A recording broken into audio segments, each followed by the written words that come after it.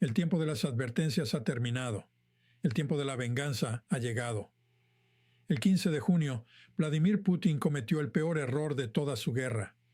Lanzó un ataque masivo contra ciudades ucranianas y destruyó una catedral que había permanecido en pie en Kiev durante casi 1000 años.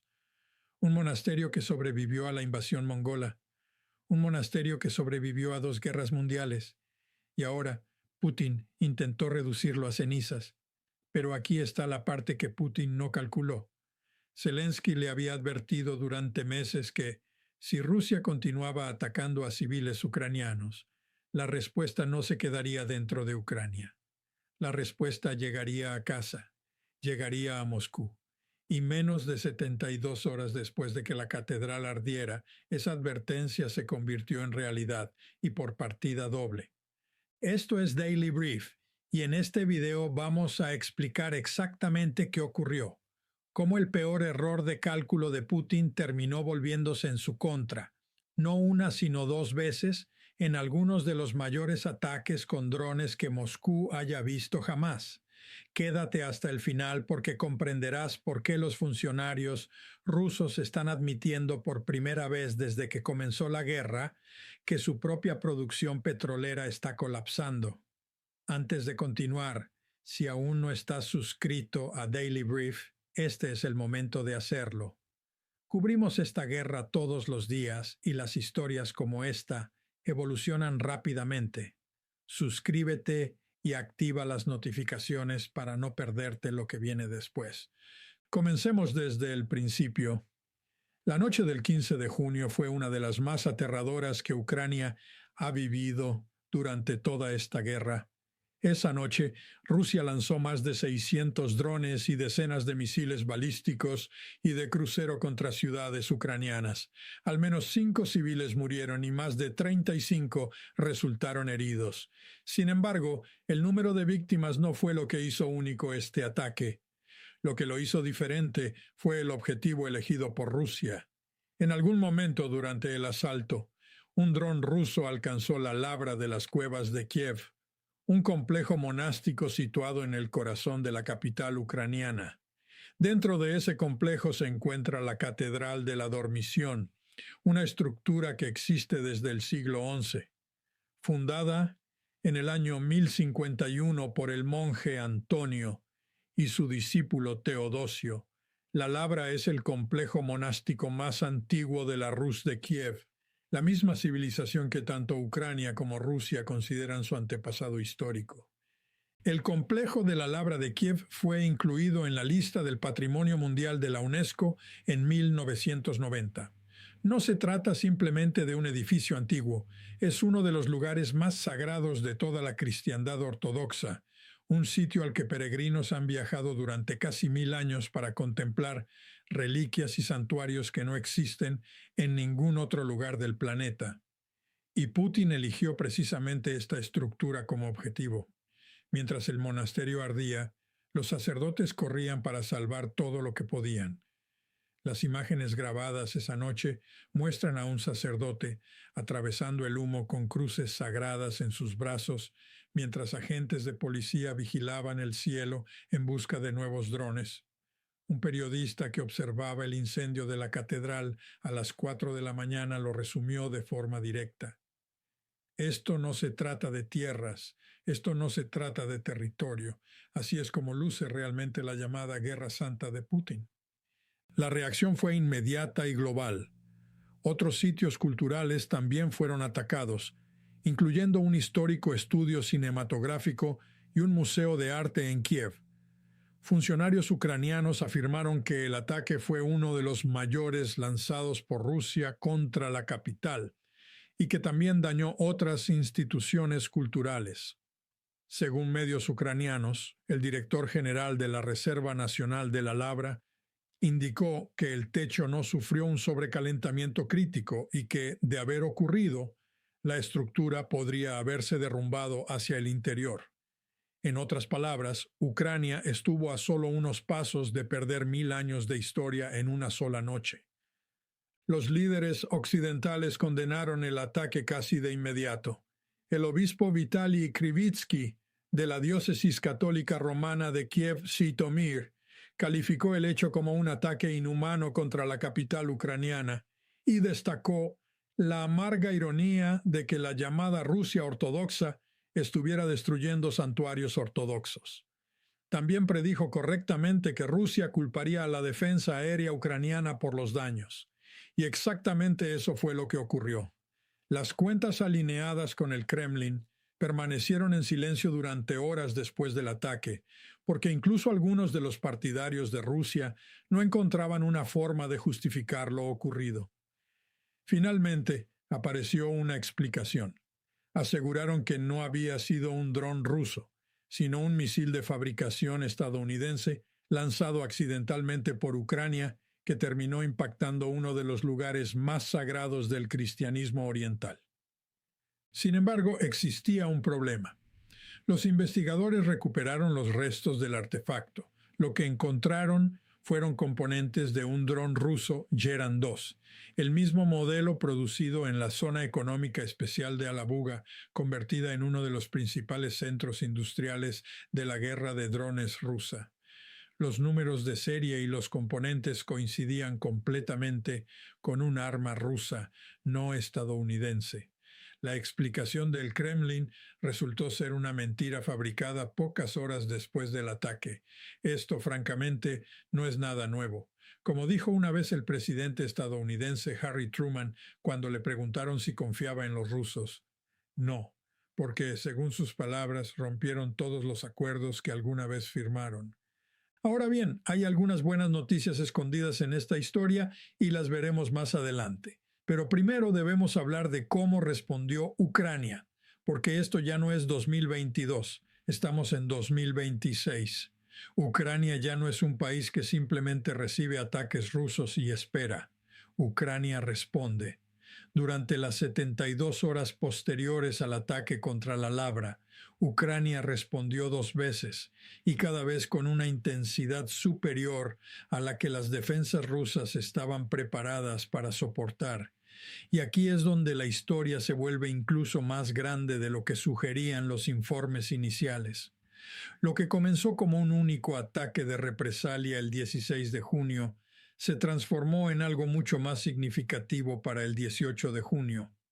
Según NBC News, oleadas de drones ucranianos atacaron una importante refinería de petróleo en Moscú por segunda vez en una sola semana, provocando enormes columnas de humo y llamas visibles sobre la ciudad durante la mañana, mientras los vuelos comerciales también sufrían interrupciones.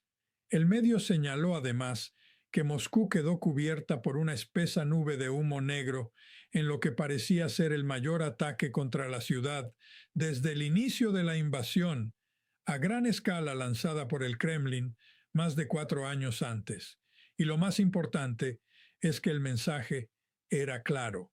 Kiev presentó el ataque como una represalia por los bombardeos contra el histórico monasterio que habían provocado una condena internacional. Hablemos del objetivo, porque aquí es donde la situación se vuelve verdaderamente impresionante. El lugar atacado fue la refinería de petróleo de Moscú, ubicada en el distrito de Kapotnia, en el sureste de la capital rusa, y operada por la empresa estatal Gazprom Neft. No se trata de una instalación regional cualquiera. Esta refinería procesa aproximadamente 13 millones de toneladas de petróleo crudo cada año.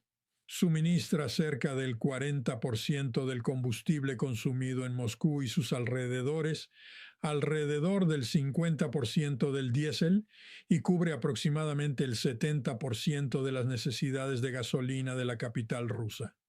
1 de cada 3 automóviles en Moscú funciona con combustible producido en esta planta. Incluso el betún utilizado para reparar las carreteras de la ciudad proviene de allí. Y toda esta instalación se encuentra a solo 15 kilómetros del Kremlin, el lugar donde se presume que Putin se refugia, aunque en realidad nadie lo sabe con certeza, porque prefiere mantener en secreto su ubicación. Y aquí está el detalle más importante. Esta refinería se encuentra dentro de uno de los espacios aéreos más protegidos del planeta. Varias capas concéntricas de defensa aérea rodean Moscú precisamente porque Putin siempre ha temido un ataque como este. Sin embargo, a pesar de todas esas defensas, los drones ucranianos lograron atravesarlas, no una vez, sino 2 veces en una sola semana. Según ABC News, Ucrania lanzó cientos de drones el jueves, apuntando a más de una docena de regiones rusas, incluida Moscú, donde impactaron una refinería de petróleo y enviaron enormes columnas de humo negro sobre la capital rusa. Mientras tanto, el Ministerio de Defensa de Rusia informó que sus defensas aéreas destruyeron alrededor de 555 drones durante las primeras horas de la mañana, de los cuales aproximadamente 180 fueron interceptados cuando se acercaban a Moscú. Según el alcalde de Moscú, Sergei Sobyanin, quien proporcionó la actualización a través de Telegram, vale la pena detenerse un momento a pensar en esas cifras. Rusia derribó 555 drones y presenta eso como una victoria. Pero no se necesitan 180 drones convergiendo sobre una sola ciudad si el enemigo es incapaz de alcanzarte. La magnitud de este ataque demuestra hasta qué punto Ucrania está disputando seriamente el control del espacio aéreo ruso. Incluso la agencia estatal de noticias TASS se vio obligada a reconocer la escala de la ofensiva. Según informó NBC News, TASS describió el ataque como el más masivo contra la región de Moscú en los últimos 2 años. Ni siquiera el principal portavoz mediático del Kremlin pudo minimizar lo ocurrido. Aunque el costo humano en Rusia fue mucho menor que el que Ucrania soporta regularmente, las consecuencias fueron reales. Sobyanin afirmó que el incendio en la refinería había sido prácticamente extinguido y que nadie allí resultó herido. Sin embargo, 17 personas sufrieron lesiones en toda la región de Moscú, incluidos 2 niños, según informó el gobernador regional Andrei Vorobyov. El Ministerio de Ecología de la región de Moscú recomendó a los residentes de varias comunidades permanecer en interiores y utilizar mascarillas como medida de precaución, aunque aseguró que los niveles de calidad del aire permanecían dentro de los parámetros normales. CBS News también informó de daños adicionales, señalando que un dron impactó un edificio residencial en la ciudad de Zhukovsky, cerca de Moscú, lo que obligó a evacuar a los residentes. En otros lugares, los restos de drones dañaron viviendas particulares, un automóvil, un gimnasio, una instalación industrial y un gran centro comercial, cuyo techo terminó incendiándose, según explicó el gobernador Vorobyov. También está el momento político en que ocurrió todo esto, algo que parece demasiado perfecto para ser una coincidencia.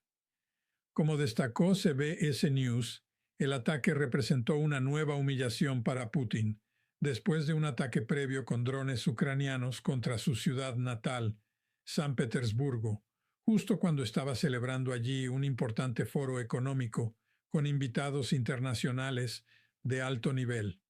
Y el mismo día del último ataque sobre Moscú, Putin se encontraba a cientos de kilómetros de distancia, en Kazán, reuniéndose con líderes de la Asociación de Naciones del Sudeste Asiático para fortalecer las relaciones comerciales con la región. Mientras Putin intentaba proyectar una imagen de fortaleza ante sus invitados asiáticos, la capital rusa ardía a sus espaldas. El presidente de Ucrania no guardó silencio sobre las razones de estos ataques. Según CBS News, Zelensky declaró en redes sociales que se trataba de una respuesta completamente justificada a los ataques rusos contra ciudades y comunidades ucranianas, así como de otro resultado importante del trabajo de las fuerzas ucranianas contra las instalaciones que sostienen la maquinaria de guerra rusa.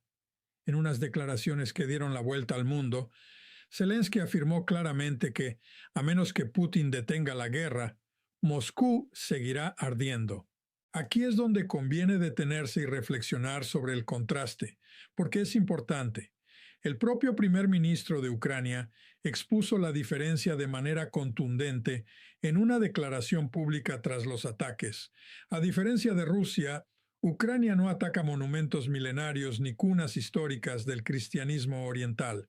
Ucrania ataca los fundamentos económicos que financian la maquinaria bélica de Moscú. No somos iguales, afirmó. Ucrania busca el fin de esta guerra y una paz justa y duradera. Toda la esencia de este conflicto puede resumirse en esa sola diferencia. Putin inició esta guerra creyendo que tomaría Kiev en 3 días. 4 años después, está perdiendo el control del relato, del campo de batalla y cada vez más del horizonte de su propia capital. Mientras tanto, Ucrania, aunque se vuelve más fuerte y capaz con cada mes que pasa, continúa siendo selectiva respecto a sus objetivos: refinerías, líneas de suministro militar y las arterias económicas que mantienen la guerra en marcha, no símbolos religiosos ni lugares sagrados.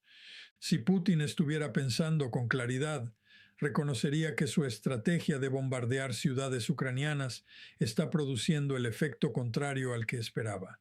Cada ataque contra civiles ucranianos fortalece la determinación de Ucrania, y cada ataque de represalia contra la infraestructura energética rusa hace que más ciudadanos rusos, personas sin influencia sobre las decisiones del Kremlin, cuestionen la continuidad de esta guerra. Es como una prensa que se cierra sobre la maquinaria bélica rusa desde 2 direcciones al mismo tiempo. Si encuentras útil este análisis, este es exactamente el tipo de contenido que Daily Brief publica todos los días. Asegúrate de suscribirte porque ahora vamos a hablar de cifras, y es en los números donde esta historia se vuelve verdaderamente impactante. Los ataques contra la refinería de Kapoña no fueron incidentes aislados, forman parte de una estrategia ucraniana sostenida durante meses para debilitar gradualmente el sector petrolero ruso, y las pruebas de que está funcionando ya provienen directamente de funcionarios rusos. Solo en mayo, Ucrania atacó refinerías rusas en 16 ocasiones distintas, alcanzando 8 de las 10 mayores refinerías del país por volumen de producción. Si se incluyen depósitos de combustible, instalaciones de almacenamiento y otras infraestructuras petroleras, la cifra asciende a cerca de 30 ataques en un solo mes. Eso equivale a casi un ataque diario durante todo mayo. Según Beefeater Research, esta campaña no comenzó este año. Ucrania ha mantenido una estrategia constante de ataques contra la infraestructura petrolera rusa durante todo 2025. Aumentando su intensidad especialmente desde el verano hasta el otoño. Reuters y diversas fuentes de la industria estiman que al menos 17 grandes refinerías fueron alcanzadas por drones y misiles ucranianos durante ese año. Algunos informes ucranianos elevan la cifra a más de 100 ataques contra instalaciones energéticas, si se incluyen objetivos relacionados.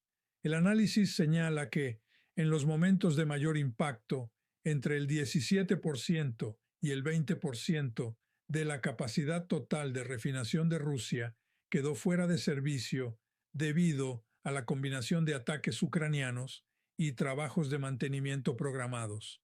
Y aquí es donde la historia adquiere una dimensión verdaderamente histórica. Durante años Rusia se negó a reconocer que estos ataques estuvieran teniendo algún efecto. La estrategia del Kremlin consistía en ocultar los daños mediante expresiones vagas y esperar que nadie conectara los hechos. Eso cambió a principios de este mes.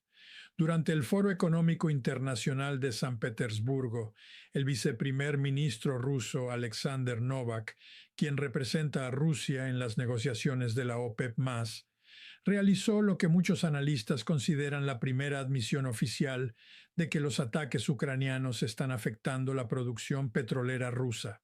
Según informó oilprice.com, las declaraciones de Novak parecen constituir el primer reconocimiento público por parte de Rusia de que el aumento de los ataques con drones contra las refinerías está reduciendo la capacidad de refinación interna. Novak declaró a los periodistas que la producción petrolera rusa es efectivamente menor que a comienzos de 2026. Atribuyó la situación a que varias refinerías están sometidas a lo que describió como reparaciones no programadas, mientras aseguró que Rusia está utilizando al máximo su infraestructura de exportación. Reparaciones no programadas. Vale la pena detenerse en esa expresión porque volverá a aparecer. Los medios estatales rusos utilizan prácticamente el mismo lenguaje para ocultar la misma realidad a su propia población. El servicio de noticias Indexbox añadió un contexto importante, señalando que, en respuesta a la disminución de la producción refinada, Rusia ha incrementado las exportaciones de crudo. Sin embargo, Ucrania también ha atacado terminales de exportación ubicadas en el Mar Báltico y el Mar Negro.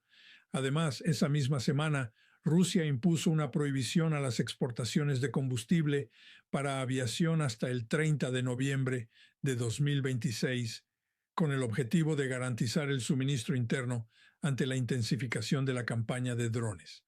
Pensemos en lo que eso significa.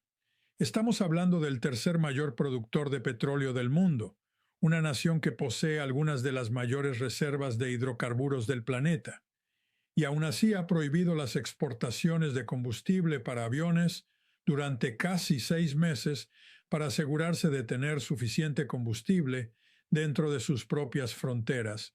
Ese no es el comportamiento de un país que está ganando una guerra energética. Es el comportamiento de un país que se encuentra gestionando una crisis, y la crisis se remonta aún más atrás. Según informes de Al Jazeera publicados a principios de año, los daños a la capacidad exportadora energética rusa ya eran graves en abril. Las exportaciones de ese mes se redujeron tanto que Rusia se vio obligada a disminuir su producción de crudo entre 300.000 y 400.000 barriles diarios, según cálculos de Reuters respaldados por 5 fuentes independientes. El mismo informe citó al jefe de inteligencia militar de Suecia, Thomas Nilsson, quien declaró al Financial Times que Rusia necesitaría que el precio del petróleo se mantuviera por encima de los $100 por barril durante el resto del año simplemente para cubrir su déficit presupuestario. Sin embargo, los precios del petróleo no han permanecido de forma constante por encima de ese nivel, lo que significa que las cuentas fiscales de Rusia simplemente no cuadran.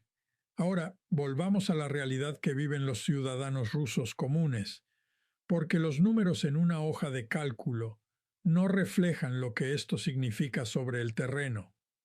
Moscú y San Petersburgo, dos de las ciudades más ricas y desarrolladas de todo el país, están racionando combustible de manera abierta. Las gasolineras han comenzado a limitar la cantidad de gasolina que cada conductor puede comprar. Imágenes que circulan desde Moscú muestran a residentes siendo informados de que solo pueden adquirir un máximo de 20 litros de gasolina por automóvil, 40 litros de diésel y un límite absoluto de 200 litros para camiones.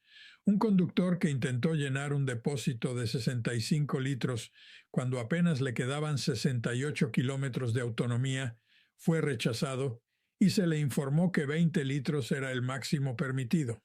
Estamos hablando de la capital de un país que posee algunas de las mayores reservas probadas de petróleo del planeta, y aún así sus propios ciudadanos no pueden llenar completamente el tanque de sus vehículos. Se han formado filas de varios kilómetros en estaciones de servicio situadas a lo largo de la autopista que conecta San Petersburgo con Moscú. Los residentes que aparecen en videos difundidos en Internet describen la situación como una auténtica pesadilla y reconocen abiertamente que jamás imaginaron que el racionamiento de combustible llegaría a sus propios barrios. Uno de ellos lo resumió de manera contundente: vives en un país que rebosa recursos petroleros y aún así te limitan la cantidad de combustible que puedes comprar. En sus propias palabras, eso representa una situación muy preocupante. Pero aquí está la parte que más debería inquietar al Kremlin. Los ciudadanos rusos comienzan a darse cuenta de que los medios estatales no les están contando toda la verdad. Cuando ocurre uno de los mayores ataques con drones en la historia de Moscú, sería lógico esperar que dominara todos los titulares. Sin embargo, gran parte de la prensa rusa optó por minimizarlo o esconderlo. Un informe se limitó a mencionar reparaciones no programadas en refinerías rusas que ejercen presión sobre los precios de las acciones del sector petrolero, sin mencionar ni una sola vez que dichas reparaciones fueron consecuencia de ataques con drones ucranianos. La expresión reparaciones no programadas se ha convertido en una especie de código oscuro entre los rusos que siguen de cerca las noticias, una manera de hablar de ataques con drones sin utilizar las palabras dron, Ucrania o ataque. Otro medio ruso, evitando también mencionar directamente el ataque contra la refinería, reconoció que la noche del 15 al 16 de junio fue, según sus propias palabras, difícil para la región de Moscú, la cual sufrió un ataque significativo de drones ucranianos que rompieron ventanas de edificios residenciales, incendiaron techos y dejaron 6 personas heridas. El mismo informe añadió casi de pasada que Ucrania utilizó por primera vez drones avanzados capaces de operar en condiciones meteorológicas adversas, incluyendo lluvia, durante estos ataques contra la región de Moscú. En el ámbito económico, incluso la prensa financiera rusa está dibujando un panorama poco alentador. Un informe reconoció que el presupuesto federal enfrenta una presión real. Aunque los ingresos por petróleo y gas registraron un aumento temporal durante mayo, debido a una crisis independiente en Oriente Medio, ese impulso ya está siendo erosionado por un rublo fuerte, descuentos crecientes en las exportaciones petroleras y persistentes problemas logísticos. Durante los primeros 5 meses de 2026, los ingresos procedentes del sector petrolero ruso habrían caído un 30% en comparación con el año anterior. Un descenso del 30% en el mismo sector que financia gran parte del esfuerzo bélico de Putin. Ahora volvamos al punto donde comenzamos, porque prometí una noticia positiva. Y esta es una historia que sinceramente no se cuenta con la frecuencia suficiente. La Catedral de la Dormición en la Labra de las Cuevas de Kiev, el edificio que Rusia intentó destruir el 15 de junio, se está recuperando. Los equipos de restauración llegaron casi de inmediato. Según las imágenes procedentes del lugar, las campanas de la labra ya han vuelto a sonar. Los sacerdotes han retomado sus actividades habituales dentro del complejo. Los bomberos extinguieron el incendio en el cercano edificio Mistetsky Arsenal y los primeros trabajos de restauración también han comenzado allí.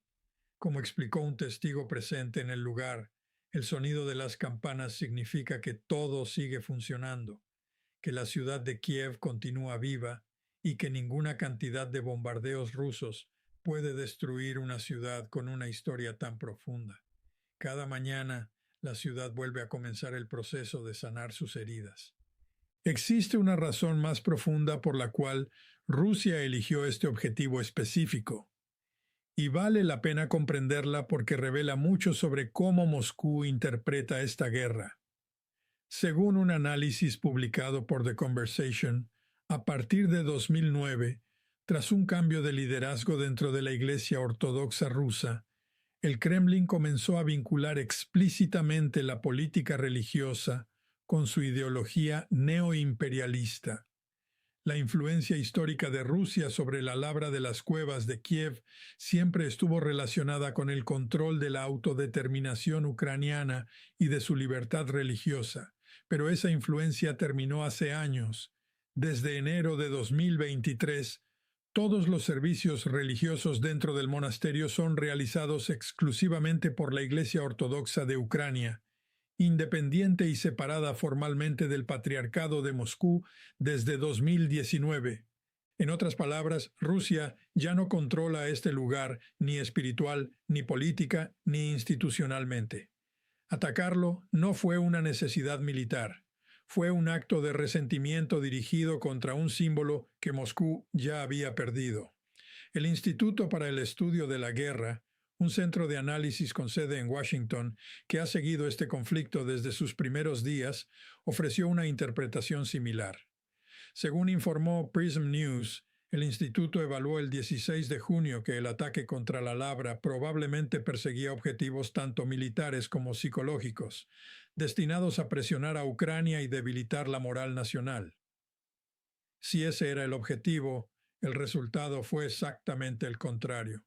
En lugar de quebrar la moral ucraniana, el ataque provocó la mayor campaña de represalias contra la infraestructura petrolera de Moscú en años, y ocurrió 2 veces en una sola semana.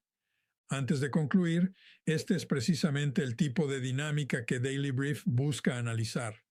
Causa y efecto, ataque y contraataque, los números reales detrás de los titulares, no solo los titulares mismos. Si este es el tipo de análisis que desea seguir regularmente, el botón de suscripción está justo ahí. Activar las notificaciones te permitirá conocer la siguiente fase de esta historia en el mismo momento en que ocurra, porque al ritmo al que está escalando esta guerra, la próxima fase podría llegar muy pronto. Ahora demos un último paso atrás para observar el panorama completo, porque esto es mucho más grande que 2 ataques contra una sola refinería en una semana.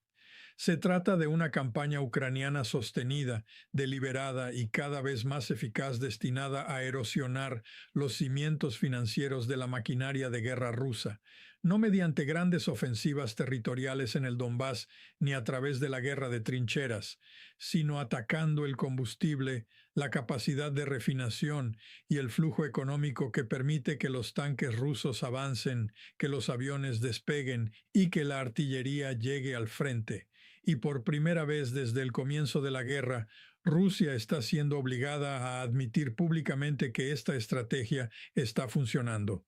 Un alto funcionario ruso subió al escenario de un importante foro económico internacional y reconoció, aunque cuidadosamente, que la producción petrolera rusa ha disminuido. Un gobierno que durante 4 años insistió en que controlaba todas las variables del conflicto, acaba de admitir públicamente que ya no controla completamente ni siquiera su propio sector energético. Mientras tanto, ciudadanos rusos comunes esperan durante horas en largas filas para conseguir gasolina en la capital de una de las mayores potencias petroleras del planeta. Comienzan a formular preguntas que los medios estatales se niegan a responder con honestidad. Y cada vez que Putin ordena un nuevo ataque contra una ciudad ucraniana, un hospital, un edificio residencial o, como ocurrió recientemente, una catedral con 1000 años de historia, le proporciona a Ucrania más justificación, más apoyo internacional y más argumentos para obtener capacidades de ataque de largo alcance por parte de sus socios occidentales.